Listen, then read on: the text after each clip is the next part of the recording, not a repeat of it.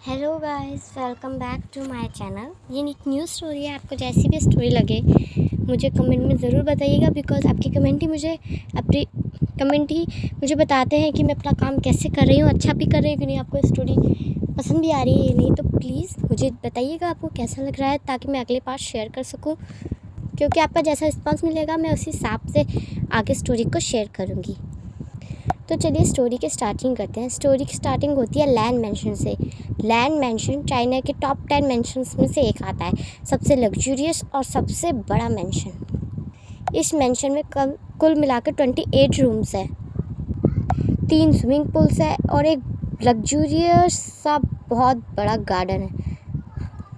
Luxurious इसलिए क्योंकि उस गार्डन में ऐसा कुछ नहीं है कि जिसे देख के आपको 5 स्टार वाली फील ना आए।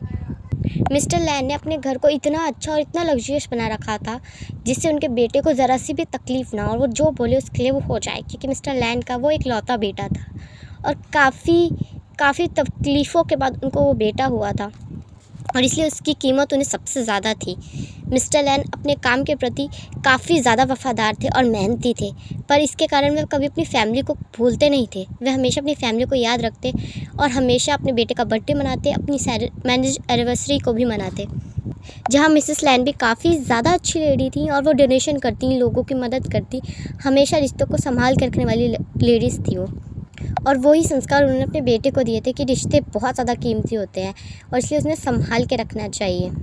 लैनजन का रूम पूरे मेंशन में सबसे बड़ा रूम था। उसके रूम में उसकी ज़रूरत की हर एक चीज़ रखी गई थी। हालांकि वो ज़िद्दी नहीं था, पर ऐसा कुछ नहीं था जो उसके रूम में ना हो। मिस्टर लैन और मिसेस लैन जितने प्यार से उसे बड़ा कर रहे थे, उतने अच्छे संस्कार भी उसे दे रहे थे, सूझबूझ के साथ उसे बड़ा कर रहे थे। जहाँ लैंड्स के काफ़ी ज़्यादा बिजनेसेस थे, पर जो टॉप बिजनेसेस थे जिसमें से थे एयरलाइंस, मॉल्स और होटल्स। ये टॉप लैंड बिजनेसेस थे जो कि पूरे चाइना में काफ़ी बड़े लेवल पर वर्क करते थे। बाकी लैंड्स के काफ़ी और ज़्यादा बिजनेस थे जो छोटे मोटे स्किल्स पे चलते थे, पर ये टॉप बिजनेसेस थे जो हमेशा न्यूज़ में आते, सर्च किए जाते और जिसके लोग स्टॉक खरीदते और बेचते थे। जहाँ दूसरी तरफ वी फैमिली थी, जो लैन फैमिली के काफ़ी ज़्यादा अच्छे दोस्त थे। जहाँ वी फैमिली में मिसेस वी और मिस्टर वी थे और उनके 3 बच्चे थे, यानी जैनचन और वी विशन। मिसेस वी अपने तीनों बच्चों को बहुत ज़्यादा प्यार करती थी। हालांकि वो ज़्यादा अमीर नहीं थे, पर उनका ज्वेलरी का काफ़ी अच्छा बिजनेस था।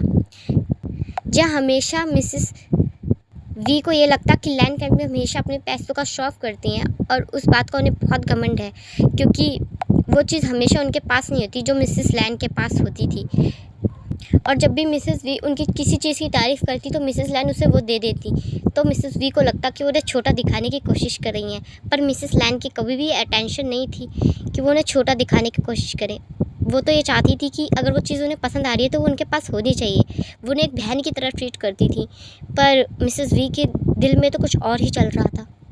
सब सही चल रहा था, काफ़ी कुछ अच्छा चल रहा था। जहाँ लैनजन अपनी पढ़ाई पे काफ़ी ज़्यादा फोकस रहता था और पढ़ाई में भी काफ़ी अच्छा चल रहा था, काफ़ी अच्छे नंबर से पास होता था, अपनी फैमिली का नाम और भी ऊंचा कर रहा था। जहाँ विंग हमेशा से एक एवरेज स्टूडेंट था, वो किसी ना किसी तरह करके पास तो हो ही जाता था। काफ़ी ज़्यादा शरारती था, बातूनी था और तंग करने वाला था। जहाँ वो लैनजन को हमेशा टीज़ करता रहता, उससे बात करने की कोशिश करता रहता, और जहाँ लैनजन हमेशा उसे कोल्ड लुक देकर उससे दूर रहने के लिए कहता रहता, और विंग उसके पास ही रहता, उससे भगाने पर भी कहीं नहीं जाता था। पर शायद आने वाले वक्त में सब कुछ चेंज होने वाला था। वो होने वाला था जो कि किसी ने सोचा भी नहीं था। वक्त इतनी बड़ी रफ्तार से बदलेगा, ऐसी उल्टी करवट लेगा, इस बारे में किसी ने नहीं सोचा था। एक ही पल में सब कुछ लैनजन का छिन गया, बदल गया, उसके हाथ से रेत की तरफ फिसल गया, क्योंकि अचानक से मिसेस वी के फ़ोन पे फ़ोन आया कि मिस्टर लैन और मिसेस लैन का बहुत बड़ा एक्सीडेंट हुआ है और उन्हें अभी के अभी हॉस्पिटल आना होगा। ये बात जल्द ही न्यूज़ में भी फैल गई थी, पर मिसेस वी और मिस्टर वी तुरंत ही हॉस्पिटल आए थे और डॉक्टर ने उन्हें बताया कि मिसेस लैन ने तो वहीं दम तोड़ दिया था, अब वो ज़िंदा नहीं है, पर मिस्टर लैन की आखिरी सांसें चल रही हैं और वो उनसे बात करना चाहते हैं। जब मिस्टर वी अंदर आए तो मिस्टर लैन ने उनसे यही कहा कि सिर्फ वो ही इकलौते शख्स है जिस पे वो ट्रस्ट कर सकते हैं, जिस पे वो भरोसा कर सकते हैं और उसे अपना बेटा अपनी प्रॉपर्टी सौंप सकते हैं। उन्हें भरोसा है कि वो उनके बेटे को अच्छे से बड़ा करेगा, क्योंकि वो जानते हैं कि जितने दोस्त उनके पास है शायद उससे ज़्यादा दुश्मन है। इसलिए वो चाहते हैं कि वह उसके बेटे को अच्छे से, सही से, सुरक्षा के साथ बड़ा करे। इसलिए मिस्टर लैन ने अपने आखिरी सांसों में अपने सारे अथॉरिटी के पेपर्स को मिस्टर वी को दे दिया था, ताकि वो लैंजन की देखभाल अच्छे से कर सके। और इसी के साथ उन्होंने अपनी आखिरी सांसें ली। वो छोटा सा बच्चा टूट गया था अंदर से। उसके माँ बाप एक ही रात में उसे छीन लिए गए। सब कुछ तबाह हो गया, टूट गया। मिसेस वी और मिस्टर वी लैंजन को लेके वी हाउस आ जाते हैं। लैंजन उस घर को देखकर कहता है, अंकल मैं कहाँ सोऊंगा? तब मिसेस वी कहती हैं, तुम जैनचन के साथ या वीन के साथ सो जाना, ठीक है? तब लैंजन कहता है, पर घर कहाँ है? तब मिसेस वी कहती हैं, क्या मतलब है? आंखें नहीं है तुम्हारी? इतना बड़ा घर दिख नहीं रहा? तब लैंजन कहता है, ये घर है, इतना बड़ा तो मेरा वॉशरूम है। तब मिसेस वी कहती है, ज़्यादा मत बोलो, ठीक है? अपनी अमीरी का शौक कहीं और करो। तुम अगर सोना है तो किसी भी रूम में जाओ और सो जाओ। ये आफत वैसे भी घर पे तो आई गई है, अब यहीं रहना है ना तुम्हें? नवाब जी चाहिए, किसी भी रूम में सो जाइए। तब मिस्टर वी कहते हैं, बस हो गया, बच्चा है वो, और वो जितने बड़े घर में रहा है तो वो ऐसे ही कहेगा ना। तुम्हें भी पता है उनका घर कितना बड़ा है, उसे प्यार से समझाओ, बच्चा है वो। लैंजन बेटा, मेरा घर ज़्यादा बड़ा नहीं है, तो प्लीज़ आज के लिए आप थोड़ा एडजस्ट कर लेंगे ना? तब लैंजन बात को समझता है और कहता है, पर मैं कहाँ सोऊंगा? तब मिस्टर वी कहते हैं, तुम वीन के रूम में सो जाओ, मैं वीन को कह दूंगा वो सोफे पे सो जाएगा आज बाहर। तब मिसेस वी कहती है, मेरा बेटा क्यों बाहर सोएगा? वो बाहर क्यों सोएगा इतनी ठंड में? तब मिस्टर वी कहते हैं, मैं उसे घर से बाहर सोने को नहीं कह रहा हूँ, सोफे पे सोने को कह रहा हूँ। तब मिसेस वी कहती हैं, अगर सोफे पे ही सोना है तो ये भी सो सकता है, मेरा बेटा कहीं नहीं जाएगा। तब मिस्टर वी कहते हैं, दिमाग ख़राब हो गया है तुम्हारा? विंग इससे बड़ा है और ये छोटा है। इतनी समझदारी तुम्हें और मुझे भी दिखानी चाहिए। उसे सबकी आदत नहीं है, सुनाई दे रहा है तुम्हें? ये सब नहीं पता उसे, ना ही उसे आता। उसके घर में इतने नौकर हैं जितने एम्प्लॉय भी हमारे ऑफिस में नहीं है, ठीक है ना? तो समझो उसकी बात को। मैं विंग से कह देता हूँ, वो बाहर सो जाएगा और लैंजन रूम में सो रहा है और इस बारे में बहस नहीं होगी। ये कह के वह लैंजन को रूम में ले जाता है और विंग को कहते हैं कि वो बाहर सोफे पे सोए और लैंजन रूम में सोएगा। यहाँ से सीन शिफ्ट होता है और कुछ दिन बाद का दिखाया जाता है, जहाँ अब पूरी वी फैमिली लैंड मैंशन में शिफ्ट हो गई होती है। पूरी वी फैमिली लैंड मैंशन में तो हमेशा आई ही होती है, बट पूरे लैंड मैंशन को अच्छी तरह से किसी ने नहीं घूमा था, क्योंकि रूम ही इतने थे, कोई कितना घूम लेता। पर अब वो तीनों बच्चे बहुत खुश थे। आखिर इतना बड़ा घर था, इतना आलीशान घर था, ऐसा कुछ नहीं था जो उस घर में ना हो। बच्चे खुश थे, बहुत ज़्यादा खुश। जहाँ लैंजन अपने रूम में जाने लगता है तो मिसेस लैन कहती है, कहाँ जा रहे हैं आप? तब लैंजन कहता है, रूम में जा रहा हूँ।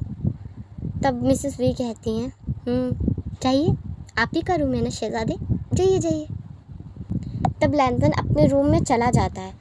यहाँ से सीन शिफ्ट होता है और मिस्टर वी और मिसेस वी को दिखाया जाता है, जब मिस्टर वी कह रहे होते हैं, हम ऐसा नहीं कर सकते हैं, दिमाग ख़राब हो गया है तुम्हारा, ये पैसे मिस्टर लैंड के हैं। तब मिसेस वी कहती हैं, मैं ज़्यादा क्या मांग रही हूँ, अपने बच्चों को अब्रॉड ही तो भेजना चाह रही हूँ मैं पढ़ाई के लिए, क्या गलत है इसमें? हाँ, हम उसके बच्चे को नहीं पाल रहे, बड़ा भी तो हम ही करेंगे, तो थोड़े पैसे नहीं ले सकते अपने लिए? मेरे बच्चे अब्रॉड जाएंगे ही जाएंगे, ठीक है, किसी भी कीमत पे। मैं भी उनकी माँ हूँ और मैं उनका भला चाहती हूँ। वो अब्रॉड जाएंगे पढ़ने, यानी अब्रॉड जाएंगे मेरे बच्चे पढ़ने। यहाँ से सीन शिफ्ट होता है और विंग को दिखाया जाता है, जो कि जैनचन से कहता है, मैं भी आया। ये कह के वह लैंजन के रूम में चला जाता है। लैंजन उसे वहाँ देखकर काफ़ी ज़्यादा शॉक्ड होता है और कहता है, तुम मेरे रूम में क्या कर रहे हो? और किसी के रूम में यूँ नहीं घुसते, नॉक करके आते हैं। तब विंग कहता है, तुम और तुम्हारी बातें, बड़ा मैं हूँ वैसे बातें मुझे करनी चाहिए, पर छोड़ो, मॉम मुझे अब्रॉड भेज रही हैं पढ़ने के लिए, तो अब मैं तुमसे मिल नहीं पाऊँगा, ना ही तुम्हारे साथ खेल पाऊँगा, ना ही तुम्हें तंग कर पाऊँगा, ना ही तुम मुझ पर गुस्सा कर पाओगे, ना ही चिल्ला पाओगे।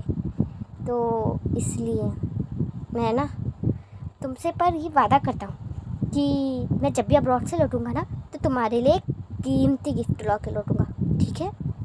तब लैंसन कहता है, हो गया तुम्हारा, तो तुम जाओ, मुझे पढ़ना है। तब विंग कहता है, हाउ रूड, जा रहा हूँ। मेरे जाने के बाद ना मुझे मिस मत करना, फिर इस तरह तुम रिएक्ट कर रहे हो ना, पक्का मेरे जाने के बाद तुम मुझे मिस करोगे कि मैं कितना अच्छा शख्स था। पढ़ो, किताबें में ही घुसे रहो तुम, जा रहा हूँ मैं। ये कह के विंग वहाँ से चला जाता है।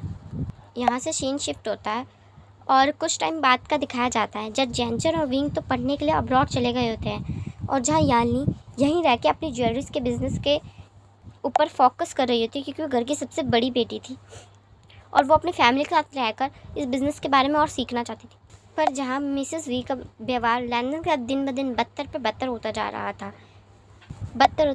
क्योंकि वह लैंडन को पहले भी पसंद नहीं करती थी, पूरी लैंड फैमिली को ही नहीं करती थी, बट वो ये चीज़ जता नहीं सकती थी क्योंकि मिस्टर लैंड के काफ़ी ज़्यादा क्लोज थे और वो काफ़ी ज़्यादा अमीर भी थे, तो वो कुछ कह नहीं सकती थी, बस चुप रह सकती थी। पर अब उनका कोई कुछ करने वाला नहीं है, कोई कुछ कहने वाला, उन्हें कोई रोकने टोकने वाला नहीं है।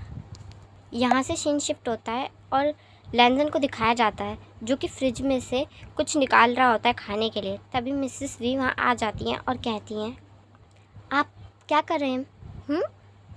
तब लैंडन कहता है, कुछ खाने के लिए निकाल रहा था। तब मिसेस वी कहती हैं, निकालिए, पर उससे पहले ये बर्तन मांज दीजिए, ठीक है? तब लैंडन कहता है, ये मेरा काम नहीं है, ये सर्वेंट्स का काम है, मैं क्यों करूं? तब मिसेस वी गुस्से में लैंडन का हाथ पकड़ती हैं और उसे मोड़ देती हैं और कहती हैं, तुम अपनी ज़्यादा बोलती मत खोलो, ठीक है? ज़रूरत से ज़्यादा क्यों बोलते हो तुम? मुझे गुस्सा मत दिलाओ, ठीक है लैंडन? तुम्हें मैं साफ शब्दों में कह रही हूँ, अगली बार से तुमने मेरे काम को ना किया ना, तो ज़िंदगी नर्क कर दूँगी मैं तुम्हारी। तब लैंडन कहता है, मुझे दर्द हो रहा है, छोड़िए। तब मिसेस वी कहती हैं, तुम्हें मैं बस बता रही हूँ, मुझे मना मत करना, मुझे ना सुनने की आदत नहीं। ये कह के मिसेस वी उसका हाथ छोड़ देती है और वहाँ से चली जाती है। लैंडन घुटनों के बल बैठ के रोने लगता है और कहता है, माँ मुझे माँ चाहिए, मुझे माँ चाहिए। यहाँ से सीन शिफ्ट होता है और दिखाया जाता है कि अब तो मिसेस वी का काम हो गया था लैंडन को परेशान करना। वो अपना हर काम लैंडन से बोलती, जो काम वो सर्वेंट से बोल सकती थी वो काम भी वो सर्वेंट से नहीं लैंडन से बोलती। उसके रूम को भी उससे ले लिया गया था और उसे अब छोटे से रूम में रहने के लिए कह दिया गया था, जहाँ लैंडन को पास भी कोई ज़रिया नहीं था कि वो मना कर सके, क्योंकि वो समझ चुका था कि वो नहीं बोल सकता और उसका बोल के कोई फ़ायदा भी नहीं है। वो अभी लड़ नहीं सकता, वो कुछ कर नहीं सकता, क्योंकि उसके पास अपीयरेंस ही नहीं है जो उसके लिए बोल सके, लड़ सके। अब उसके पास कोई नहीं है, वो इस दुनिया में अकेला है, और अब जो अकेला होता है उसके साथ तो दुनिया ऐसा ही करती है। यही सोच के लैंडन सबकी बात मान लेता था, जहाँ यानी ही लैंडन से सबसे पोलाइटली बात करती थी और हमेशा उसकी साइड लेती और अपनी मॉम को कहती, मॉम वो आपका सर्वेंट नहीं है, उसे ट्रीट करना ऐसे बंद कर दें। तब मिसेस वी कहती हैं, तुम उसकी साइड लेना बंद कर दो, वो भी तुम्हारा कोई सगा नहीं है। तब यानली कहती है, माँ बस करते, हम उसी के घर में रह रहे हैं, उसी के पैसों से खा रहे हैं, यहाँ तक कि विंग और जेंचन भी उसी के पैसों से पढ़ रहे हैं, ये सब उसका है, हमारा नहीं। तब मिसेस वी कहती हैं, अब ये हमारा है क्योंकि हम इसे संभाल रहे हैं, ठीक है? तो तुम जाओ और कमरे में बैठो जाकर, मेरा दिमाग मत खाओ यालनी।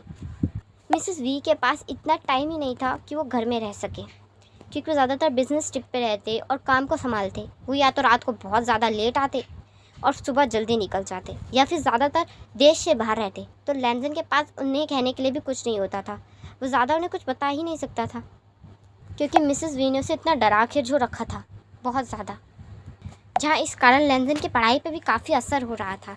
जो लड़का स्कूल में टॉप करता था, हमेशा नंबर 1 पे रहता था, अब वो मुश्किल से पास हो पाता है, क्योंकि अब उसके पास पढ़ने के लिए टाइम ही नहीं होता था। पर वो अपने बच्चे कुछ वक्त में किसी तरह पढ़ ही लेता था, इसी कारण वो पास हो जाता था। पर टॉप करना आगे उसके मुमकिन नहीं था, क्योंकि इतना समय ही नहीं था कि वो पढ़ सके, क्योंकि उसे घर के काम भी करने होते थे और उस वक्त में अपनी पढ़ाई भी, तो ये मुश्किल था। पर लैंजन किसी न किसी तरह मैनेज कर लेता था। पर धीरे धीरे जैसे उसकी स्कूलिंग ख़त्म हुई थी, तो मिसेस लैंड ने उसकी आगे पढ़ाई उसे करनी ही नहीं थी। उसे साफ मना कर दिया था कि वो आगे पढ़ाई नहीं करेगा।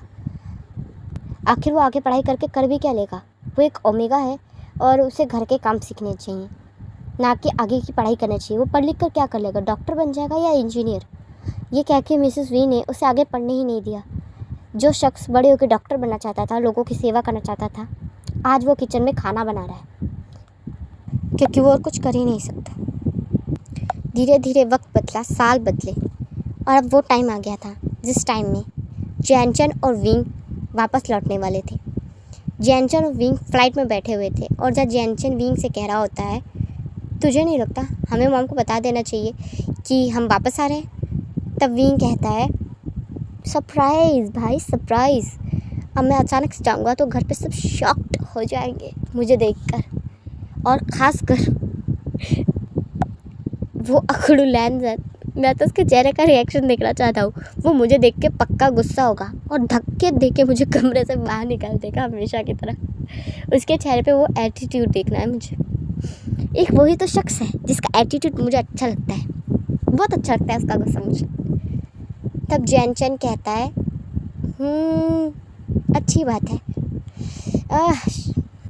जो भी होगा तू संभालने वाला है, क्योंकि बिना बताए हम जा रहे हैं तेरी वजह से।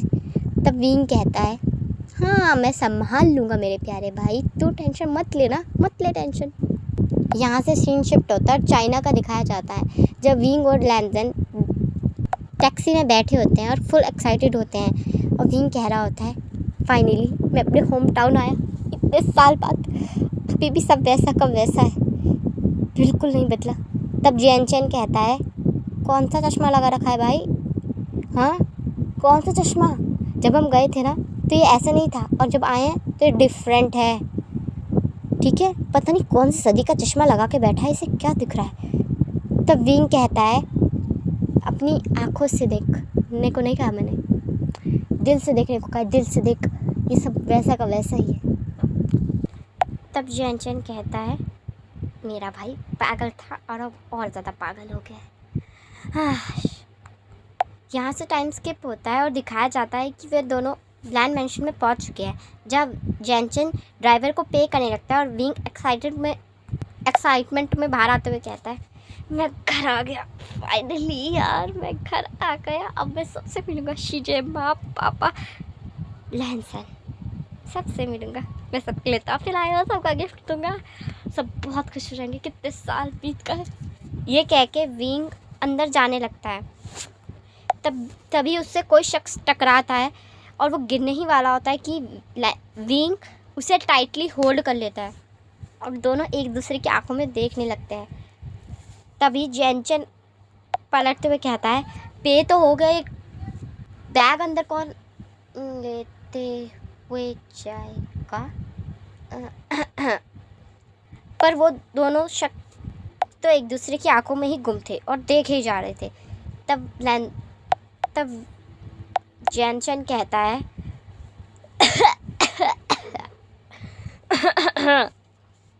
तब दोनों एक दूसरे से अलग होते हैं और इससे पहले कि विंग कुछ कहे, एक सॉफ्ट सी वॉइस सुनाई देती है और वो कहती है, लैंजन, गर्मी हो रही है, कुछ पी लो। तभी विंग उसकी तरफ देखते हुए कहता है, लैंजन, तुम तो कितने ज़्यादा बड़े हुए हो और हद से ज़्यादा खूबसूरत भी। तब यानली कहती है, विंग, जैनचन, तुम दोनों। ये कह के यानली अपने दोनों भाइयों को गले लगाती है, पर विंग की निगाह तो सिर्फ और सिर्फ लैंजन पे थी। और लैंजन वहाँ गिरा हुआ बकेट उठा रहा था जिससे वो पौधों में पानी डाल रहा था। तब विंग लैंजन का हाथ पकड़ते हुए कहता है, ये तुम क्यों कर रहे हो? सर्वेंट्स कहाँ हैं? तब वहाँ से एक माली बाहर आते हुए कहता है, मैं ये रहा सर, ये तो मेरी हेल्प कर रहे थे, आप चाहिए मैं कर लूँगा। तब विंग कहता है, चलो आओ, तुम्हारे लिए भी तोहफे लाया हूँ, आओ। ये कह के विंग लैंजन को अंदर लाता है और मिसेस वी भी बहुत ज़्यादा खुश होती है अपने बेटे को देखकर। पर जैसे ही अपने बेटे का हाथ लैंजन के हाथ में देखती है, उनका चेहरा अचानक से बदल जाता है, पर वो उस चीज़ को शो नहीं करती। वे अपनी माँ से थोड़ी देर बातें करते हैं और फिर विंग बैग खोल के अपने घर वालों को तोहफे देने लगता है, अपनी मॉम को, अपनी बहन को और अपने पापा का तोहफा भी। हालांकि उसके डैड घर पे नहीं होते, फिर भी अपने पापा का तोहफा अपनी मॉम को दे देता है। और फिर वह लैंजन को तोहफा देते हुए कहता है, ये तुम्हारे लिए। तब लैंजन कहता है, नहीं, इसकी कोई ज़रूरत नहीं है। तब विंग कहता है, तोहफों को मना नहीं करते लैंजन, मैं बड़े प्यार से लाया हूँ। देखो तुम बहुत ज़्यादा कीमती हो मेरे लिए, इसलिए सोच रहा था कि क्या ख़रीदूँ, तो इसलिए ये ख़रीदा। खोल के देखो तुम्हें पसंद आया कि नहीं। बाकी सबकी पसंद तो मुझे पता है, बट तुम्हें क्या पसंद आएगा ये नहीं पता, क्योंकि तुम बचपन में भी मुझसे ज़्यादा बात नहीं करते थे। इसलिए अपनी ही पसंद से थोड़ा अंदाज़ा लगा के ले आया हूँ, देखो कि पसंद आया कि नहीं। तब लैंजन उस बॉक्स को खोलता है। जब बॉक्स को खोलता है तो उसकी मॉम और यानी दोनों ही हैरान थे, क्योंकि उस बॉक्स के अंदर काफ़ी प्यारा प्रिटी पेंडेंट था जो कि काफ़ी ज़्यादा प्यारा लग रहा था। वह वाइट गोल्ड से बना था, जिसके ऊपर एक छोटा सा डायमंड लगा था जो उसकी खूबसूरती को और निखार रहा था। जहाँ मिसेस वी कहती हैं, ये तो काफ़ी ज़्यादा कीमती है वी, ये लाने की ज़रूरत नहीं थी। तब लैंजन कहता है, हाँ, ये लाने की ज़रूरत नहीं थी, ये काफ़ी ज़्यादा कीमती है, मुझसे खो गया तो मैं क्या करूँगा। तब विंग कहता है, अरे तो चीज़ है तो कभी ना कभी तो खोएगी ही, तुमसे ज़्यादा कीमती नहीं है, तुम अभी तो रख लो, खो गया तो हम नया ख़रीद लेंगे। मैं बस ये चाहता हूँ कि तुम रख लो, प्लीज़ रख लो। तब लैंजन बात को समझता है और तोहफे को रख लेता है। चलिए गाइस, ये पार्ट कैसा लगा मुझे कमेंट में ज़रूर बताइएगा। वीडियो को लाइक, चैनल को सब्सक्राइब ज़रूर कर दीजिएगा और कमेंट करके मुझे ज़रूर बताइएगा कैसी लगी आपको स्टोरी।